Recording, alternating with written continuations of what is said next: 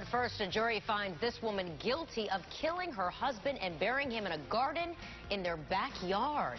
Good evening and thanks for joining us. I'm Wendy Ryan. And I'm Brenda McLaughlin. Now at 6, a woman's family is shocked after a jury finds her guilty of shooting and killing her husband in Polk County. Tonight, Barbara Scott is beginning her life sentence. Our Jacqueline Iglesias is live outside the courthouse with the latest on today's verdict. Jacqueline?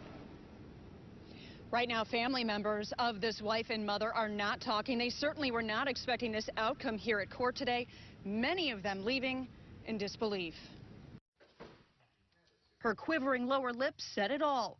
66-year-old Barbara Scott was not expecting a jury to find her guilty of first-degree murder. Very calculating decisions that she made for the purpose of avoiding the consequences of her initial choice to kill Ben. Prosecutors argued Scott shot and killed her 78-year-old husband, Benny, back in 2012.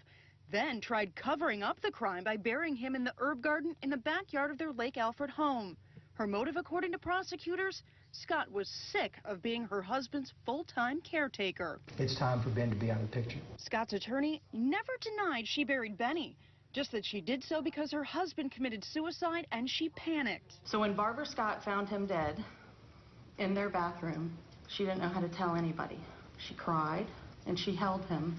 Jurors still struggle to understand why Scott did not just call 911 from the very beginning, and why she kept making up stories about Benny's whereabouts in the months following his death. She didn't want to tell his friends, who he just saw, that she wasn't doing her job well enough.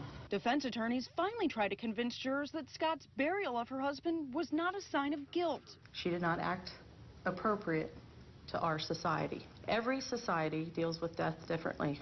The jury found Scott guilty in just 90 minutes, and the judge handed down a life sentence. Scott now has 90 days to file an appeal. Her attorney is not commenting. Live in Polk County, Jacqueline Iglesias, ABC Action News. Thank you.